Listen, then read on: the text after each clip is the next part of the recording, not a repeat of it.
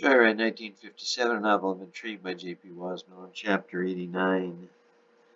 The next morning, the sun shone bright through the happy couple's hotel window, and first woke Bree, who then woke James, that is, after she located him on the beige shag carpet floor. Soon the sun took over, and the two were intertwined for the next hour. After dressing, they went down to the Plaza Hotel's restaurant for breakfast. Well, it was already 11:30, so the waitress Delora handed him the lunch menus, again leaning over the table to hand James his menu. Delora looked fresh as a daisy, despite getting very little sleep. The specials today are a Canadian club sandwich on sourdough with fries or rings, fish and chips, or bannock. She kept her broad smile fixed on James. "What's your soup?" Bree asked. "Split pea," she said, still staring at James. "And your dessert?" Bree continued. "Beaver tails are our specialty," Dolores said. "I can imagine," Bree said. "They're delish," Dolores said. "I'll have the fish and chips," Bree said.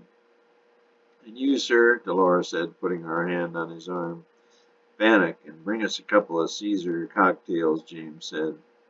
Delora turned and swayed her slim hips as best she could. James stared after her, but did not seem fazed. He could only think of the Kamloops Library and what might be there. If nothing, he probably would have to abandon this tour, return to Washington, D.C., London, or Texarkana, and start all over. If he found even some hint, he probably would at least go as far as Penrose Island on British Columbia, the coast.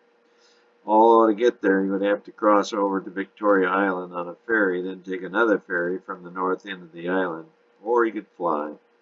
He was feeling more and more like Penrose Island, which nobody had heard of, would just be another oak island. He sipped at his drink and then stabbed at the Canadian bacon on his bannock. Bree was famished and tore into her fish and soon asked for another Caesar. Delora returned after a bit and asked if they wanted dessert. "2 beaver tails," Bree said. Delora swayed again and was soon back with the banana beaver tails. Bree and James did scarf these down just as James was preparing to take the last bite. Misty walked up and snatched the last gooey bite from him. "Hey," James said, "I was going to eat that. Can't you see how thin I'm getting?" Misty squeezed against him with her 2-roll tummy. "I know why you're getting thin, boy," she said. "You're not eating enough beaver tails." She then went over to Bree and snuggled against her. "Honey, is this man satisfying your every need? Because if not, come up to my room tonight and—" "I might just do that," Bree said, putting her arm around Misty's ample waist. "I think Delora might be on my James menu. Don't you think they would make a nice pair?" "Now, hold on here," James interjected too loudly.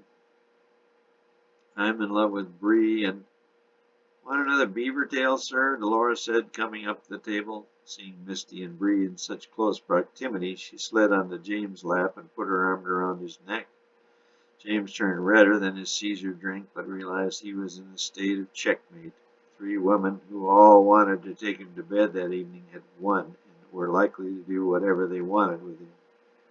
The 4 just stared at one another for a long minute, then they all burst out laughing. It took a few minutes for any of them to stop.